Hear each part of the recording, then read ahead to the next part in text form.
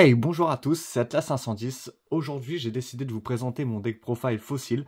Comme vous commencez à avoir l'habitude sur la chaîne, on est en plein dans l'ère Yu-Gi-Oh! GX en ce moment. Je vous avais fait plusieurs decks profile qui vous ont bien plu avant, dont le deck nuagien il y a 2 semaines.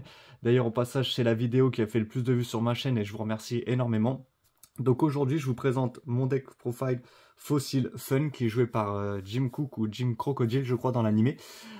C'est toujours un archétype qui est basé sur les fusions. Il y avait eu du support qui était sorti dans BLAR, si je me trompe pas, et aussi dans Ghost from the Past 2, mais celui-ci était un peu plus négligeable. Moi, je joue qu'avec les cartes qui sont sorties dans le Bataille de Légende. Donc c'est parti, je vais vous présenter ça tout de suite. Alors, on va commencer par 3 soldats météo.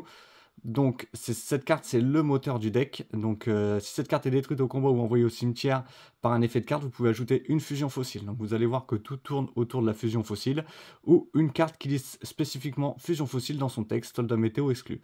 Depuis votre deck à votre main, vous ne pouvez utiliser cet effet de soldat météo qu'une fois par tour. Une fois par tour durant votre end phase, cette carte perd 600 d'attaque.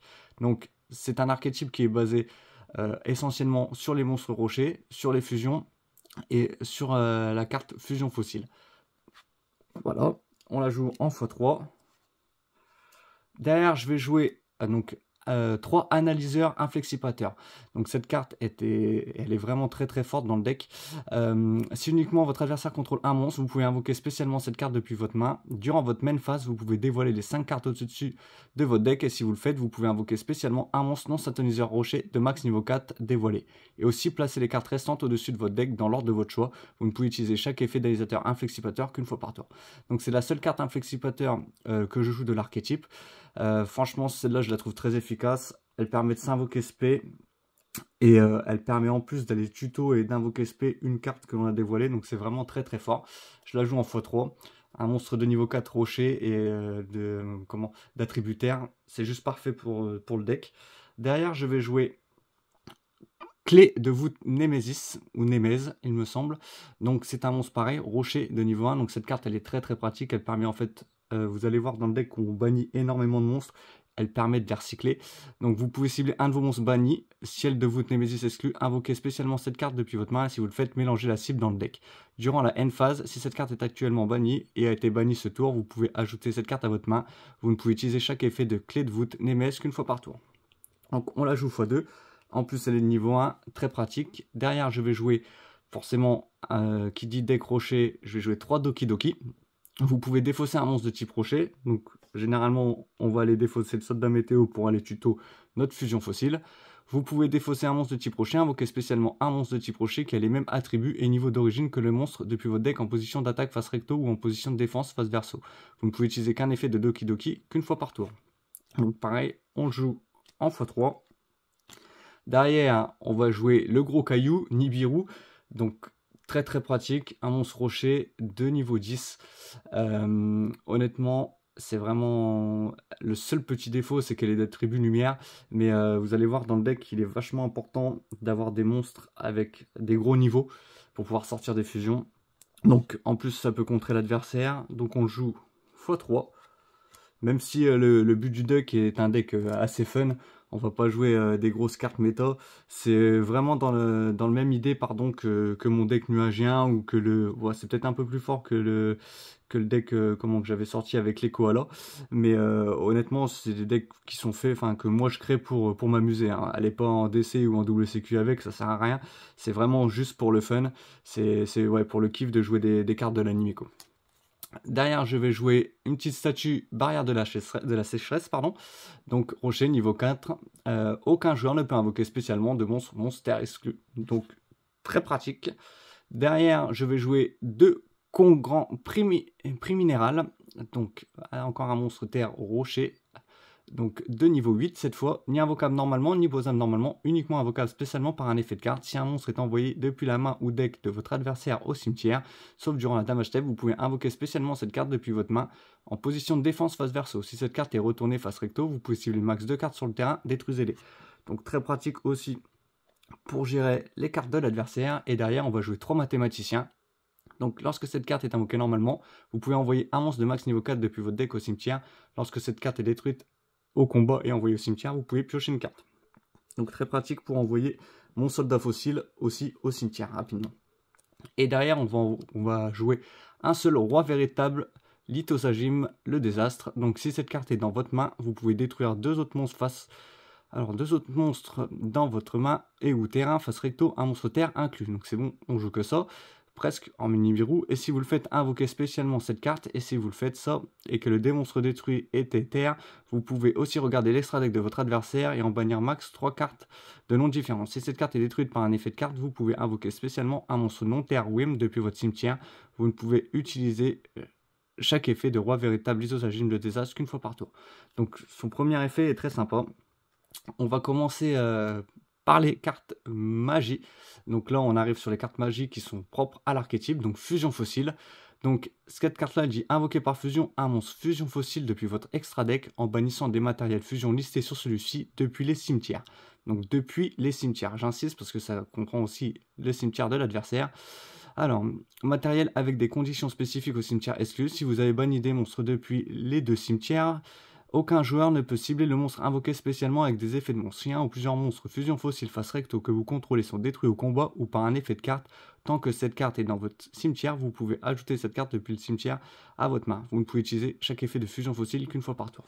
Donc c'est vraiment la carte la plus importante du deck. On la joue en x3 bien sûr.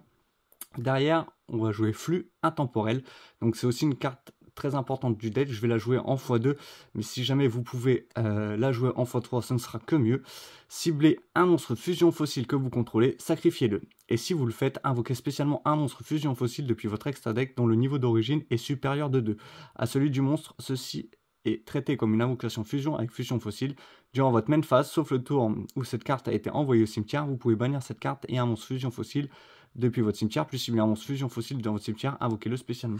Donc pareil, cette carte est très très forte. Malheureusement, je la possède qu'en x2, mais comme je viens de le dire, n'hésitez pas à la jouer en x3. Je pense que le deck ne sera que mieux. Derrière, je vais jouer 3 ruptures miracles. Envoyez un monstre rocher de max niveau 4 depuis votre deck au cimetière, puis si fusion fossile est dans votre cimetière, piochez une carte. Vous ne pouvez activer qu'une rupture miracle par tour. En x3, simple et efficace. Derrière, on va faire les cartes, donc généralement les one-off, donc c'est celles qui vont faire tourner le deck. Du coup, je vais jouer un sacrifice inutile, envoyer un monstre depuis votre deck au cimetière, toujours pour avoir le soldat météo au cimetière le plus rapidement possible. Je vais jouer 2 extra sacrifices inutiles. Donc celle-là, payez la moitié de vos livres points, envoyez un monstre depuis votre extra deck au cimetière, vous ne pouvez activer qu'un extra sacrifice inutile par tour. Vous ne pouvez pas poser de magie piège durant le tour où vous activez cette carte. À faire très attention lors de son utilisation, mais il est très important pour nous d'avoir des cartes au cimetière et non seulement des cartes de l'extra deck avec des hauts niveaux pour pouvoir faire nos fusions. Donc celle-là en x2 dans le deck, elle rentre vraiment très bien. Derrière, je vais jouer, on va dire, on n'est pas obligé de la jouer, mais vu qu'on joue des fusions, j'aime bien jouer une petite fusion instantanée. C'est vraiment sympa. Dommage qu'elle soit pas x3, mais bon, elle a été abusée dans certains decklists à une époque. Donc payez 1000 les points, invoquez spécialement un monstre fusion de max niveau 5 depuis votre extra deck, mais il ne peut pas attaquer et aussi les détruire durant la end phase. Ceci est traité comme une invocation fusion, vous ne pouvez activer qu'une fusion instantanée par tour. On la joue x1. Derrière, un petit Monster Reborn. Une destruction de cartes. Alors celle-là, elle n'est pas obligatoire, mais moi j'adore. Si jamais on n'a pas une bonne main, ou c'est aussi un autre moyen d'avoir pas mal de monstres au cimetière. Donc du coup, je trouve qu'elle va bien dans le deck. Un petit contrôle mental pour toujours contrôler et gérer le board. 1 pour aller chercher notre carte Nemez, qui est aussi assez importante. Un petit Raigeki pour raser les boards adverses, parce qu'il est aussi important que l'adversaire ait des monstres au cimetière. Et derrière, 2 tourbillons jumeaux, donc pour gérer les magies et pièges, et puis pourquoi pas pour défausser un soldat météo au passage. Donc voilà pour le main deck. Donc, on joue à 40 cartes. Le but du deck est vraiment tourné sur la fusion fossile et sur le soldat météo, pour les avoir le plus rapidement en main et les envoyer le plus possible au cimetière. Le plus vite possible, pardon, au cimetière. Donc derrière, on va passer à l'extra deck. Donc je vais jouer 2 guerriers fossiles, monstres squelettes. Donc un monstre propre à l'archétype de Jim Crocodile. Je suis pas sûr qu'on le voit dans l'animé celle-là, mais en tout cas c'est un monstre rocher de niveau 4 qui doit d'abord être invoqué spécialement avec fusion fossile. Durant chaque battle phase, cette carte peut faire max 2 attaques sur des monstres. Vous pouvez bannir cette carte depuis votre cimetière, ajouter un flux temporel depuis votre deck à votre main. Vous ne pouvez utiliser cet effet de guerrier fossile qu'une fois par tour. Donc très pratique pour aller chercher le flux temporel aussi. Donc on la joue x2. Derrière, je vais jouer, pareil, le deuxième monstre fusion dragon fossile Skullguard.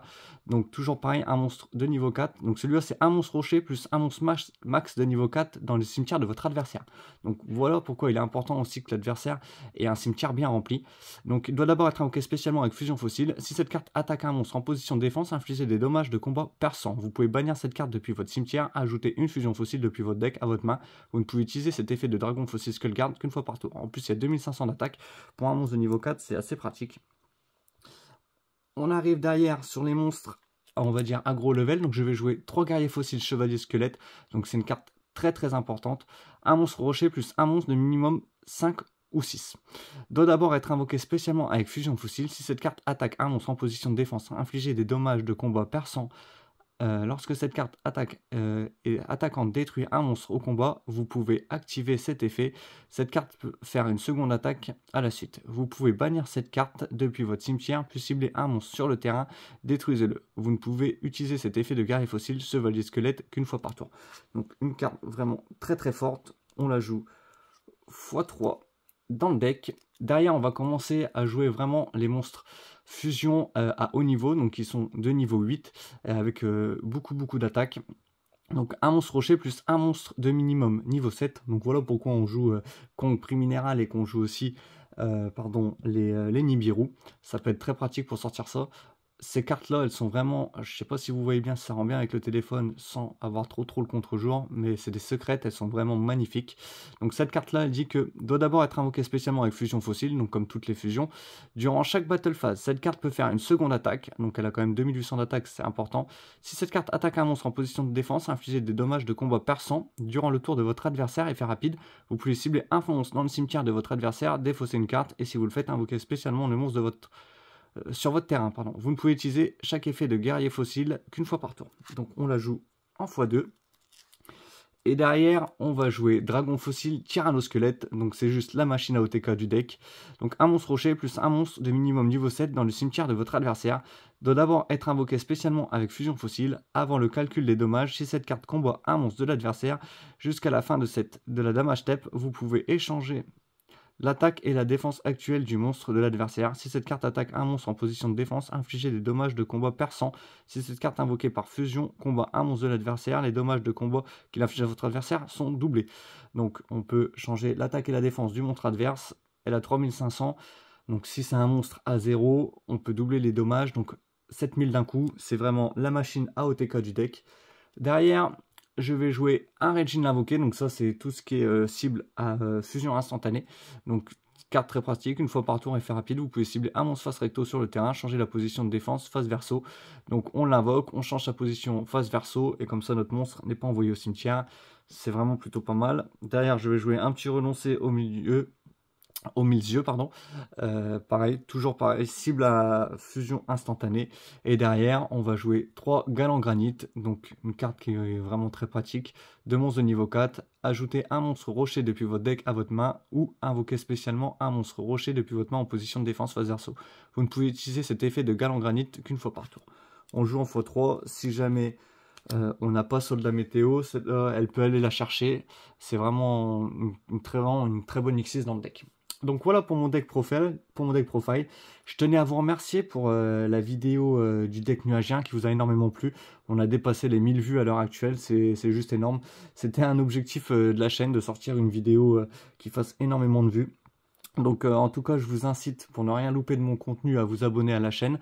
Il y a encore énormément de vidéos qui vont sortir sur des decks profile fun, mais aussi sur des decks compétitifs. Donc n'hésitez pas à vous abonner. Voilà, c'était Atlas 510, au plaisir de vous retrouver pour une prochaine vidéo. À bientôt!